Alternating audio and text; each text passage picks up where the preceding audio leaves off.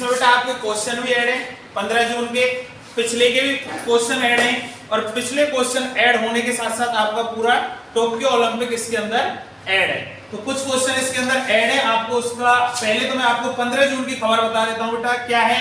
12 से 20 जून तक मनाया जा रहा है बाल श्रम उन्मूलन सप्ताह। 38वीं भारत इंडोनेशिया कॉर्पोरेट अंडमान सागर और मलक्का जल डमरू मध्य में हुई शुरू।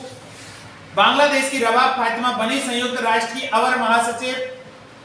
प्रधानमंत्री धर्मशाला में मुख्य सचिवों के पहले राष्ट्रीय सम्मेलन की करेंगे अध्यक्षता। केंद्रीय कैबिनेट ने सशस्त्र बलों में युवाओं की भर्ती के लिए अग्निपथ योजना को दी मंजूरी। राहुल श्रीवास्तव बने भारत के 74वें ग्रैंड मास्टर। बिम्सटेक प्रौद्योगिकी हस्तांतरण केंद्र की स्थापना के लिए भारत द्वारा मेमोरेंडम ऑफ एसोसिएशन को मंजूरी दी गई। सीप्री ईयर बुक 2022 रिपोर्ट जारी है। जारी रूस के पास सबसे ज्यादा परमाणु हथियार। केंद्रीय गृह मंत्री अमित शाह ने द्वीप में पश्चिमी क्षेत्रीय परिषद की 25वीं बैठक की अध्यक्षता की। ओमनी कार्ड एटीएम से नगद निकासी शुरू करने वाला पहला आरबीआई लाइसेंस प्राप्त पीपीआई बना।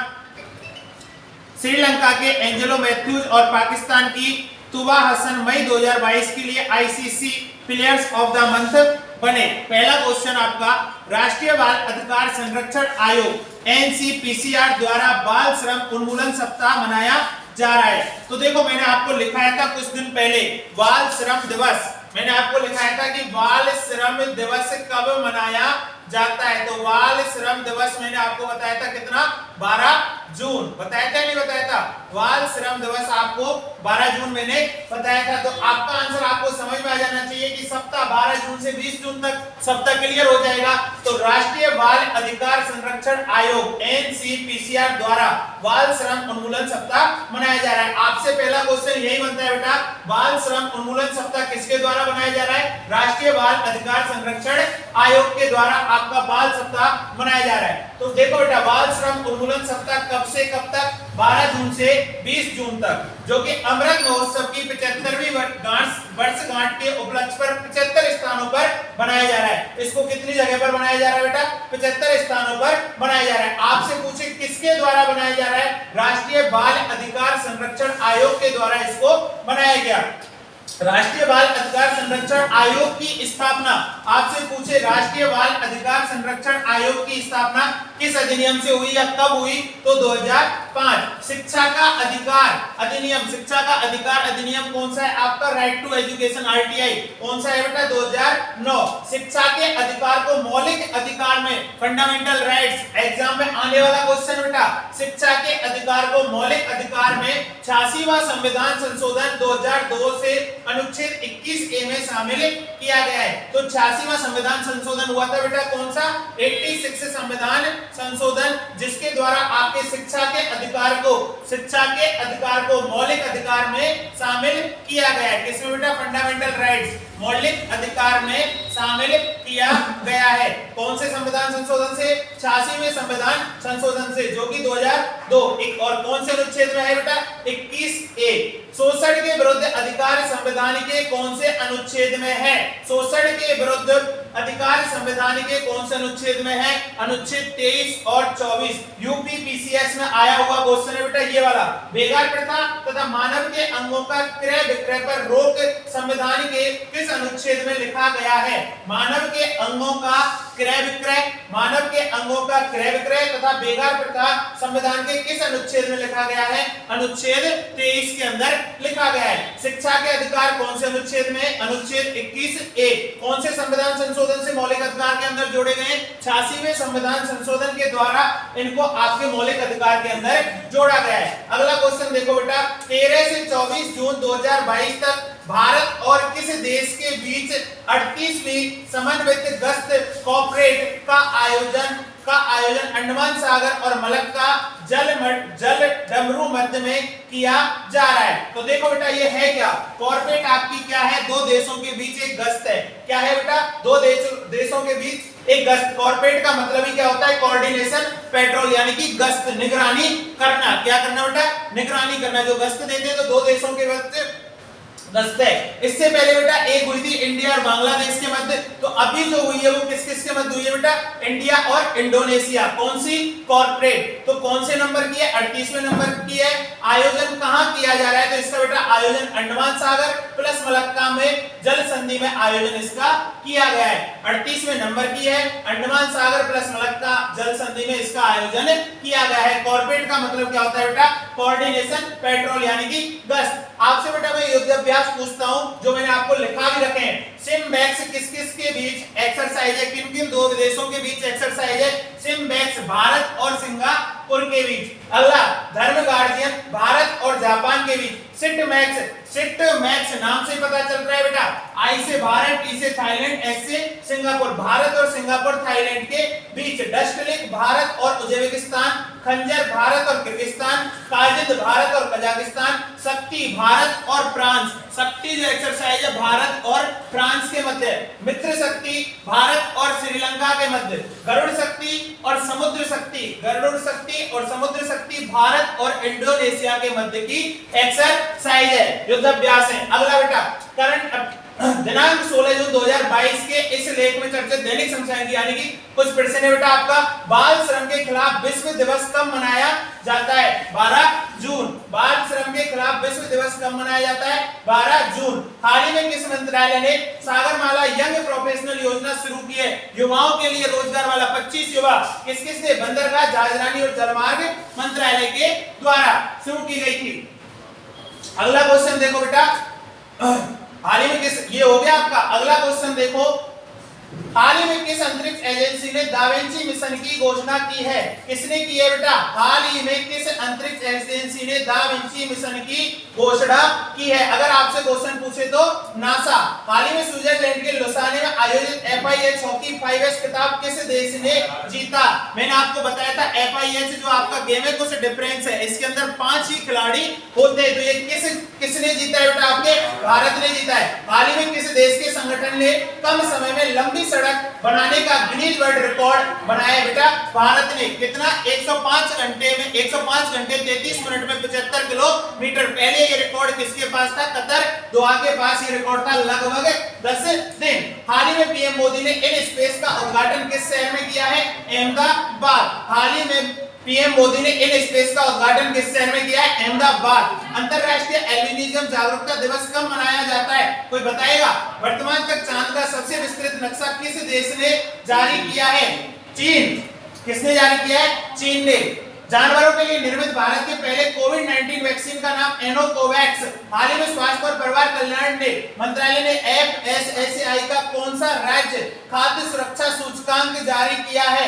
चौथा। कौन सा किया है बेटा? चौथा खाद्य सुरक्षा सूचकांक जारी किया है। और ये हरियाणा की, आपको मैंने बताया था, हरियाणा की द्वारा ही बनाया गया है। अगला बेटा ओलंपिक खेल आपके टोक्यो ओलंपिक 2020 का आयोजन कहां हुआ था बेटा?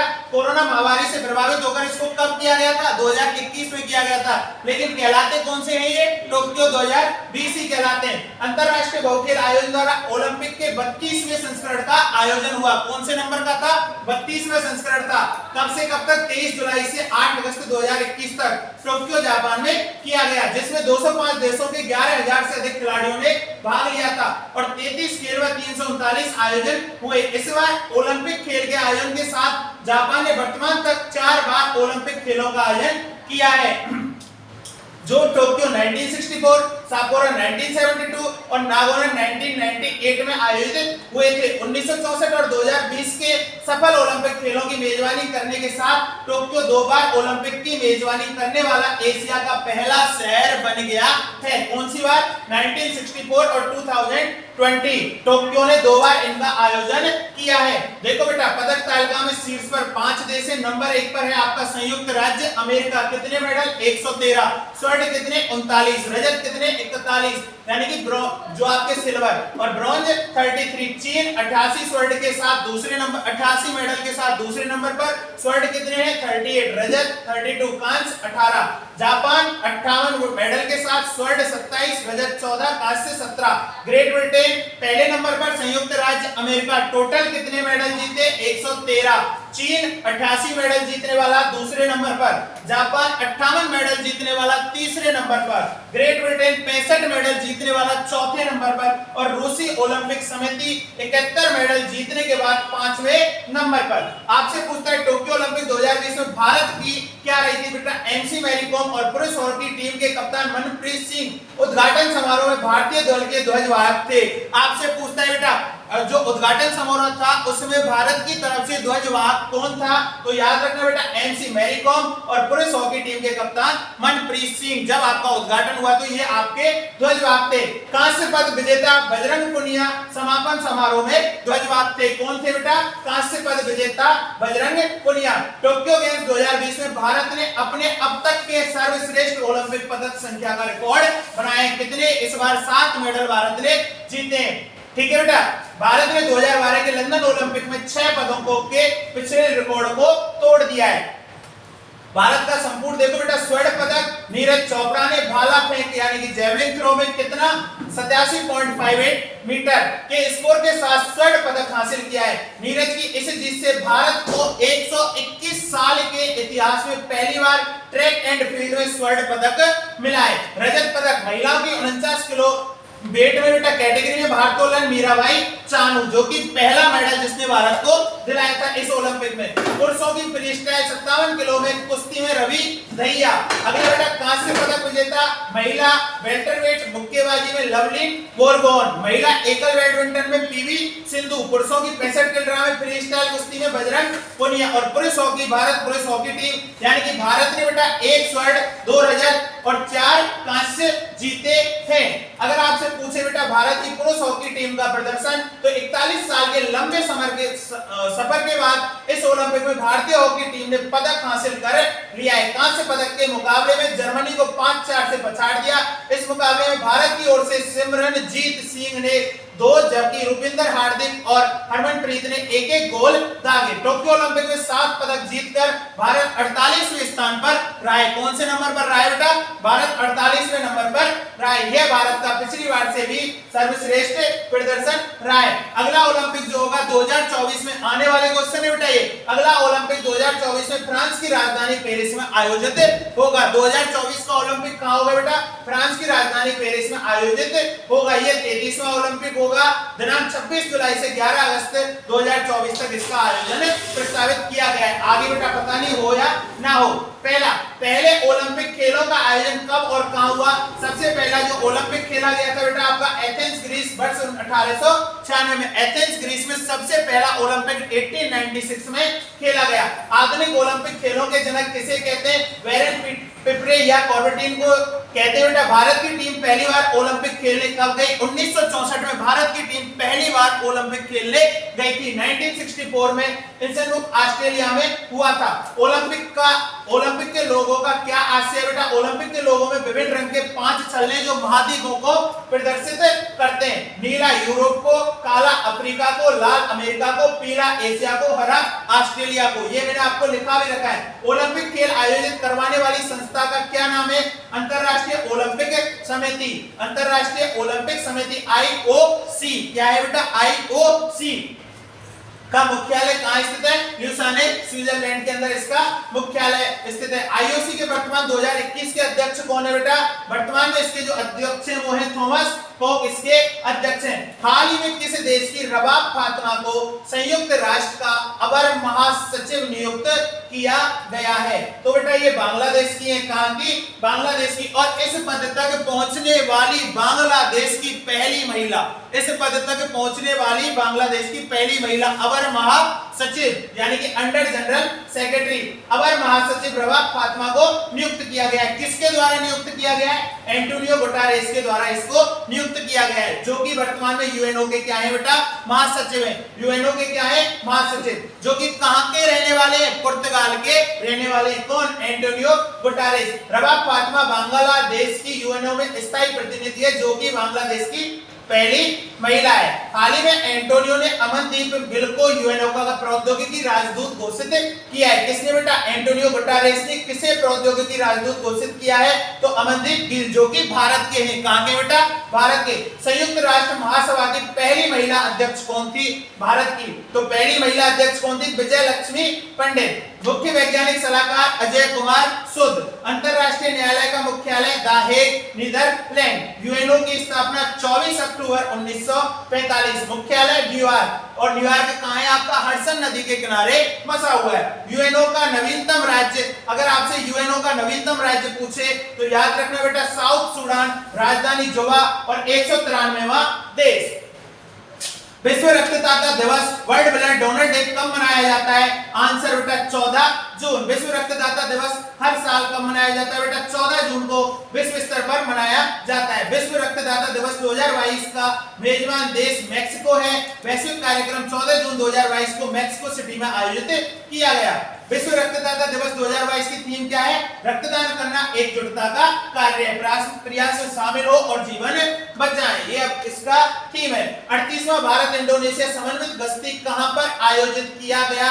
अंडमान सागर। मैंने बताया था अंडमान और निकोबार कमांड एएनसीसी की भारतीय नौसेना इकाई और इंडोनेशियाई नौसेना के बीच 38वां भारत इंडोनेशिया समन्वित गश्ती इंडिया इंडो कॉर्पोरेट 13 से 24 जून 2022 तक अंडमान सागर और मलक्का जल डमरू मध्य में आयोजित किया जा रहा है। अगला क्वेश्चन, भारत का पहला केंद्रीकृत एसी रेलवे टर्मिनल कहां पर शुरू किया गया? बेंगलोर। कर्नाटक की राजधानी बेंगलोर। कर्नाटक की राजधानी बेंगलुरु में ultra luxury Sir M Visvesvaraya station का नाम है बेटा ये Sir M Visvesvaraya railway terminal को चालू कर दिया गया है। एर्नाकुलम त्रि-साप्ताहिक एक्सप्रेस ने इस विशेष अवसर को चिन्हित करने के लिए स्टेशन को पार किया। रेलवे अधिकारियों के मुताबिक वातानुकूलित एएसएमबी रेलवे टर्मिनल 314 करोड़ रुपए का प्रोजेक्ट है। इसमें सोलर रूफटॉप पैनल और रेन वाटर हार्वेस्टिंग मैकेनिज्म है। अगर आपसे पूछे एनसीपीसीआर का बाल श्रम उन्मूलन सप्ताह कब से कब तक मनाया जा रहा है? 12 जून से 20 जून तक इसको मनाया जा रहा है। किस राज्य ने खेलो इंडिया यूथ गेम्स के आईवाईजी 2021 का खिताब जीता?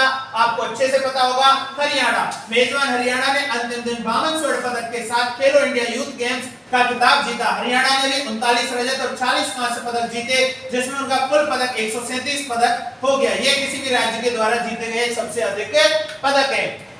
हाल ही में कौन सा कार्ड भारत में सभी एटीएम से नगद निकासी शुरू करने वाला पहला आरबीआई लाइसेंस प्राप्त बन गया? Omni card. इसको आगे समझाऊंगा बेटा आपको कि ये है क्या। 16-17 जून 2022 को मुख्य सचिवों का पहला राष्ट्रीय सम्मेलन का आयोजन कहां किया जाएगा? मैं आपको बता दूं बेटा, मुख्य सचिव आपका क्या होता है? मुख्य सचिव राज्यों का सबसे बड़ा संवैधानिक पद होता है और केंद्र का जो कैबिनेट सचिव, केंद्र का कैबिनेट सचिव। मुख्य सचिवों का पहला राष्ट्रीय सम्मेलन धर्मशाला, जो कि हिमाचल प्रदेश के अंदर स्थित है। कहां पर हो रहा है बेटा? हिमाचल प्रदेश। इसकी अध्यक्षता खुद प्रधानमंत्री कर रहे हैं बेटा। इसकी अध्यक्षता कौन कर रहा है? खुद प्रधानमंत्री करेंगे। उद्देश्य क्या होता है बेटा इसका? केंद्र की नीतियों का समन्वय करना तथा केंद्र तथा राज्यों के मध्य क्या बढ़ाना बेटा? साझेदारी को बढ़ाना इसका उद्देश्य है। शिमला में हाल ही में कौन सा सम्मेलन हुआ था? तो 4.0 सम्मेलन हुआ था, इंडियन पोस्ट पेमेंट बैंक के द्वारा आयोजित किया गया। भारत ड्रोन महोत्सव कहां पर हुआ? नई दिल्ली प्रगति मैदान।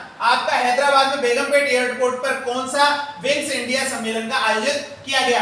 क्वाड की चौथा सम्मेलन कहां हुआ? Tokyo Japan. पांचवा पूछे तो ऑस्ट्रेलिया। चौथा कहां हुआ था बेटा? Tokyo Japan. पांचवा कहां होगा? ऑस्ट्रेलिया के अंदर। हाल ही में देश भर में किसी भी एटीएम से रुपए संचालित कार्ड का उपयोग करके नगद निकासी शुरू करने वाला पहला आरबीआई लाइसेंस प्राप्त प्रीपेड पेमेंट इंस्ट्रूमेंट पीपीआई बन गया। यानी कि आपसे पूछे तो प्रीपेड पेमेंट इंस्ट्रूमेंट ये क्या है? एक मोबाइल ऐप है और ये कहां की संस्था है बेटा? आपकी नोएडा की संस्था है। कहां की संस्था है? नोएडा की। ओमनी कार्ड जो कि एक मोबाइल ऐप ही है और एक प्रीपेड पेमेंट इंस्ट्रूमेंट है जो कि नोएडा की एक संस्था है। रुपए कार्ड यूज करके आप इससे किसी भी एटीएम से नगद राशि निकासी कर सकते हैं। ऐसा करने वाला आरबीआई का पहला आपका प्रीपेड पेमेंट इंस्ट्रूमेंट बन चुका है। मनी ऐप किसके द्वारा लॉन्च किया गया? आरबीआई के द्वारा लॉन्च किया गया। किसके लिए? जो दृष्टिहीन थे उनके लिए, सिक्कों की नोटों की पहचान के लिए इसको लॉन्च किया गया। वर्तमान में आरबीआई के गवर्नर कौन है? शक्तिकांत शक्तिकांत दास आरबीआई के गवर्नर हैं। कौन से नंबर के? 25वें नंबर के। पहले गवर्नर कौन थे? ओस्मिन स्मिथ आपके पहले गवर्नर थे। आरबीआई की स्थापना कब हुई थी? 1 अप्रैल 1935 को, लेकिन इसका राष्ट्रीयकरण कब हुआ था? 1 जनवरी 1949 को इसका राष्ट्रीयकरण हुआ था। वर्तमान में रेपो रेट पॉलिसी रेट कितनी है? 4.90% आपकी रेपो रेट है, जिसे कौन निर्धारित करता है? मौद्रिक नीति समिति इसका निर्धारित करती है। और मौद्रिक नीति समिति का हेड कौन होता है? खुद आरबीआई का गवर्नर उसका हेड होता है। टोटल मेंबर कितने होते हैं बेटा आपके मौद्रिक नीति समिति में? 6 मेंबर होते हैं। रिपोर्ट कितनी बार जारी होती है? तो हर 2 महीने में इसकी समीक्षा रिपोर्ट जारी होती है। हर 2 महीने में एक बार, यानी कि साल में 6 बार इसको जारी किया जाता है। हाल ही में कौन भारत के 74वें ग्रैंड मास्टर बने हैं? तो राहुल श्रीवास्तव आपके 74वें ग्रैंड मास्टर बने हैं, जिसका खेल किससे संबंधित है? शतरंज से संबंधित है। 74वें ग्रैंड मास्टर राहुल श्रीवास्तव तेलंगाना के, जिसके रहने वाले, जो कि चेस खेल से संबंधित हैं। फर्स्ट ग्रैंड मास्टर कौन था आपका बेटा? विश्वनाथ आनंद। पहले ग्रैंड मास्टर कौन है आपके? विश्वनाथ आनंद। अगर इनकी बायोग्राफी पूछे तो माइंड मास्टर इनकी ऑटोबायोग्राफी। 73वें कौन थे? भरत सुब्रमण्यम। आपके आरबीआई की स्थापना किस समिति के आयोग से हुई थी? तो आपको मैं बता दूं, हिल्टन आयोग की सिफारिश या शाही आयोग। भारत की पहली महिला ग्रैंड मास्टर कौन है? विजय लक्ष्मी। विश्वनाथ आनंद की autobiography, Mind Master. Rajiv Gandhi, जो राजीव गांधी खेल रत्न पुरस्कार पाने वाले पहले भारतीय थे, अब उसका नाम मेजर ध्यानचंद पुरस्कार कर दिया है, जो कि पिछले साल 12 खिलाड़ियों को मिला है। अगर आपसे पूछे विश्व शतरंज दिवस कब मनाया जाता है? 20 जुलाई को विश्व शतरंज दिवस मनाया जाता है। कोनेरू हम्पी का संबंध किस खेल से है? शतरंज खेल से। इंपॉर्टेंट क्वेश्चन बेटा, शतरंज ओलंपियाड का 44वां संस्करण कहां पर हो रहा है? चेन्नई में, जो कि पहले कहां होना था? मैक्सिको में, लेकिन यूक्रेन विवाद, यूक्रेन रूस विवाद के कारण उसको चेन्नई में ट्रांसफर कर दिया, जो कि पहले मॉस्को में होना था। थंबी इसका क्या है? शुभंकर, जो कि क्या कर रहा है? वेलकम आपका कर रहा है। बिम्सटेक टेक्नोलॉजी ट्रांसफर फैसिलिटी की स्थापना कहां की जाएगी? तो देखो बेटा, बिम्सटेक की अगर आप फुल फॉर्म रटोगे तो पागल हो जाओगे। देखो, bay of Bengal integrated for multi sector technical and economic cooperation, ये इसकी फुल फॉर्म है। Bay of Bengal integrated for multi sectoral technical and economic cooperation. जो बिम्स्टेक है, इसके देशों के हिसाब से इसका नाम रखा गया। बांग्लादेश, बांग्लादेश इसका नाम है। आई से आपका इंडिया, एम से आपका म्यांमार, एस से आपका श्रीलंका और टी से आपका थाईलैंड। लेकिन अभी वर्तमान में इसमें 2 देश और जोड़ दिए गए, वो कौन कौन से? भूटान और नेपाल, जिससे इसका नाम बिगड़ गया, जिसके इसका नाम बिगड़ गया। ठीक है, तो 1997 में बिम्स्टेक की स्थापना। अगर आपसे पूछे कि बिम्स्टेक की स्थापना कब? 1997 में। और कितने देश हैं इसके अंदर? 7 देश इसके अंदर वर्तमान में। कितने देश? 7 देश इसके अंदर वर्तमान में। 2022 में इसको 25 साल पूरे हो चुके हैं। 1997 में इसकी स्थापना हुई, तो 2022 में 25 साल पूरे हो गए। मुख्यालय कहां है बेटा इसका? ढाका। जो आपका आंसर है वो ये है बेटा। टेक्नोलॉजी ट्रांसफर फैसिलिटी श्रीलंका में स्थापित होगा। नॉर्डिक सम्मेलन आपका कहां हुआ? Copenhagen, Denmark. क्वाड का 50 सम्मेलन मैंने आपको बताया ऑस्ट्रेलिया। कॉप 27 की बैठक इजिप्ट, मिस्र। ब्रिक्स की 14वीं बैठक चीन। G20 2023 शिखर सम्मेलन इंडिया। राष्ट्रमंडल खेलों का आयोजन 2022 में कहां होगा? बर्मिंघम। 2026 Victoria Australia. ये क्वेश्चन बेटा आपके यूपीपीसीएस में आया हुआ। ये फीफा विश्व कप 2018 रूस और आपका फीफा विश्व कप 2022 दोहा कतर में होगा। 33वें ओलंपिक पेरिस 2024। अगला 13 जून 2022 जारी सिप्री ईयरबुक 2022 रिपोर्ट के अनुसार किस देश के पास सबसे ज्यादा परमाणु हथियार हैं? मैं आपको बता दूं बेटा, ये सिप्री क्या है? सिप्री जो है आपका, जो सिप्री, हेलो कर दिया। सिप्री का जो काम होता है वो आपका काम होता है बेटा सिप्री का, कि परमाणु हथियारों की रिपोर्ट देना। किसकी रिपोर्ट देना बेटा? परमाणु हथियारों की जो रिपोर्ट देती है वो कौन देती है? सिप्री। इसमें जो एस है बेटा, उसका एक मतलब है, एस का मतलब है स्टॉकहोम, जो कि स्वीडन की राजधानी से। तो सिप्री का मतलब क्या है बेटा? हथियारों के बारे में जानकारी देना। ये कौन देती है बेटा? आपकी सिप्री हथियारों के बारे में जानकारी देती है। परमाणु हथियार पूरे विश्व में, मैं आपको बता दूं कि हमारे पूरे विश्व में जो परमाणु हथियार है वो कितने? 12,705 पूरे विश्व के अंदर हथियार है। और वो भी कितने देशों में? 9 देशों में। कितने देशों में बेटा? 9 देशों में पूरे हथियार है। तो ये 9 देश संपन्न है। पहला जो है आपका रूस, कितने हथियार? 5977 हथियार, 5,977 हथियार यानी कि लगभग 6,000 हथियार, परमाणु हथियार किसके पास है? रूस के पास। और अमेरिका के पास 5,428 यानी कि लगभग 5500 हथियार, यानी कि अगर इनको मैं टोटल जोड़ूं तो 11,000 हथियार, अबाउट 11,000, यानी कि इन दोनों देशों के पास लगभग 90% हथियार है। कितने परसेंट बेटा? 90% परमाणु हथियार है। पहले और 7वें नंबर पर है आपका इंडिया 160 हथियारों के साथ, 160 परमाणु हथियारों के साथ। और 6ठे नंबर पर है आपका पाकिस्तान 165 परमाणु हथियारों के पास। पता नहीं पाकिस्तान के कितने चलेंगे कितने नहीं चलते, लेकिन है कितने? 165। कितने? 165 हथियार, परमाणु हथियार किसके पास है? पाकिस्तान के पास। और वायु शक्ति जो सूचकांक हुआ था उसमें इंडिया की एयरफोर्स की जो रैंक थी वो कौन सी थी? तीसरी, थर्ड रैंक। पहले नंबर पर आपका कौन है? अमेरिका, और दूसरे नंबर पर रूस, और तीसरे नंबर पर आया है आपका भारत। ट्रेवल एंड टूरिज्म सूचकांक में 54वां, और आपके पर्यावरण प्रदूषण सूचकांक में आपको पता है फुल बटा फुल 180/180। आपका हैप्पीनेस इंडेक्स में 136, आपका प्रेस फ्रीडम में है 150। तो ये देखो बेटा, पहले नंबर पर है आपका रूस, दूसरे नंबर पर है आपका अमेरिका, तीसरे नंबर पर है आपका कौन है?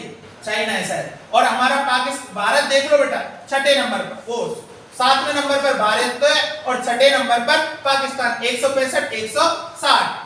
ठीक है, अगला देखते हैं बेटा, हाल ही में किसने द्वीप में पश्चिमी क्षेत्रीय परिषद की 25वीं बैठक की अध्यक्षता की है? तो मैं आपको बता दूं बेटा, क्षेत्रीय परिषद होते थे पहले हमारे 5 थे, लेकिन अब वर्तमान में जो है वो कितने हैं? 6। तो हमारे पश्चिमी जो ये है इसमें देख लो बेटा, वेस्टर्न जोनल काउंसिल, जिसके अंदर कौन कौन से देश हैं? गुजरात, महाराष्ट्र, और आपका गोवा, दादर एंड नागर हवेली एंड दमन द्वीप, ये है। और इसका जो हेडक्वार्टर है वो कहां पर है? मुंबई के अंदर इसका हेडक्वार्टर है। क्षेत्रीय परिषद होता है यानी कि जोनल काउंसिल। जो इसके अध्यक्ष है वो कौन है बेटा? आपके अमित शाह, खुद गृह मंत्री इसके अध्यक्ष हैं। तो मैं बता दूं बेटा, जोनल काउंसिल की स्थापना कौन से अधिनियम से? 1956 के अधिनियम से हुई थी। तो अब इसमें मात्र 5 जोन थे, वर्तमान में कितने हैं इसमें? 6 जोन, जो कि 1971 में उत्तरी पूर्वी जोन को इसमें शामिल किया गया है। 1971 में उत्तरी पूर्वी जोन को इसमें शामिल किया गया है। जोनल काउंसिल के अंदर बेटा देखो कि इसकी सब क्या आवश्यकता पड़ी इसको लागू करने की, तो इसके अंदर देखो बेटा सीएम होता है, मंत्री होते हैं, नीति आयोग के कुछ मेंबर होते हैं, और मुख्य सचिव जो उस क्षेत्र का विकास। इसलिए बेटा इसका क्या करते हैं? क्षेत्रीय परिषद को बनाया। अंतरराज्यीय परिषद पहली बार कब हुई? 1990। अनुच्छेद 263 के अंदर अंतरराज्यीय परिषद का उल्लेख है, और स्थायी समिति के अध्यक्ष कौन है? गृह मंत्री। अगला क्वेश्चन, अग्निपथ योजना के संदर्भ में कौन सा सही नहीं है? 14 जून 2022 को केंद्रीय मंत्रिमंडल ने इसको मंजूरी दी, सही है बेटा। इसके तहत युवा 3 साल की अवधि के लिए सेना में शामिल होंगे, गलत, यानी कि 4 साल की अवधि के लिए इसमें क्या होंगे? शामिल होंगे। भर्ती के लिए 17.5 से 21 वर्ष की बीच होना जरूरी है, हाँ ये सही है, लेकिन अभी 1 साल के लिए इसमें उम्र कितनी कर दी गई है? 23 वर्ष कर दी गई है। देखो बेटा ये है क्या, आपको पहले साल इसमें कितना मिलेगा? इसमें आपकी जो सैलरी है बेटा वो 30,000 रुपए फर्स्ट ईयर में फिक्स करी गई है, जिसमें से आपको 21,000 रुपए ये आपको देगा। और दूसरे वर्ष में आपकी 33,000 रुपए फिक्स करी गई है, जिसमें आपको 23,100 रुपए इन हैंड देगा। तीसरे वर्ष में 36,500 आपकी फिक्स करी गई है, जिसमें आपको 25,580 देगा। और चौथे वर्ष में 40,000 आपकी फिक्स करी गई है, जिसमें आपको 28,000 रुपए देगा। तो कितनी बेटा 4 वर्ष की है, कितने देगा? 30,000 फर्स्ट में, जो आपको इन हैंड 21,000, सेकंड वर्ष में 33,000 यानी कि 23,100, तीसरे वर्ष में 36,500 इन हैंड 25,580, चौथे वर्ष 40,000 इन हैंड 28,000 आपको मिलेगी। ये है क्या बेटा? सेवा के उपरांत इसके क्या लाभ है, क्या इसका निधि पैकेज है? सेवा निधि पैकेज में अग्निवीर का अंशदान यानी कि सरकार द्वारा बराबर अंशदान और उस पर ब्याज शामिल होगा, यानी कि जो आपके पैसे कटेंगे उसका ब्याज भी ये आपको देगी। प्रत्येक अग्निवीर अपने अग्निवीर कॉर्पोरेशन फंड में मासिक पैकेज का 30% योगदान करेगा। सेवा की अवधि पूरी होने पर आपको 11.71 लाख रुपए, कितने बेटा? 11.71 लाख रुपए आपको सरकार देगी। अब देखो इसका और क्या है बेटा, ये क्या है, एक आकर्षक भर्ती योजना अग्निवीर जो की मंजूरी दी है। इस योजना के तहत चुने गए युवाओं को अग्निवीर कहा जाएगा। यानी कि इस भर्ती के तहत जो जुड़ेगा उसे क्या कहेंगे बेटा, अग्निवीर कहेंगे। यानी कि जो इस योजना के तहत उसमें भाग लेगा उसे अग्निवीर कहा जाएगा। और यह योजना सैन्य मामलों के विभाग द्वारा कार्यान्वित की जाएगी। अग्निपथ भर्ती योजना के तहत युवा 4 साल की अवधि के लिए सेना में शामिल होगा। कितनी के लिए बेटा, 4 साल। 4 साल के अंत में लगभग 75% सैनिकों को ड्यूटी से मुक्त कर दिया जाएगा, ड्यूटी से उनको रिटायर्ड कर दिया जाएगा और उन्हें आगे के रोजगार के अवसरों के लिए बलों से सहायता मिलेगी। केवल 25% जवानों को आगे प्रमोट किया जाएगा। 4 साल बाद भी मौका मिलेगा। हालांकि ये तभी संभव होगा जब उस समय सेना की भर्तियां निकली हो। कब संभव होगा, जब उस समय सेना की भर्तियां निकली होंगी तभी इनको बढ़ाया जाएगा। कई निगम ऐसे प्रशिक्षित और अनुशासित युवाओं के लिए नौकरी आरक्षित करने में भी रुचि लेंगे जिन्होंने देश की सेवा की है। ये इसके लाभ है। तो ये आपकी है बेटा अग्निवीर। कितने वर्ष के लिए, 4 साल के लिए है। और इसका जो उद्देश्य है वो केवल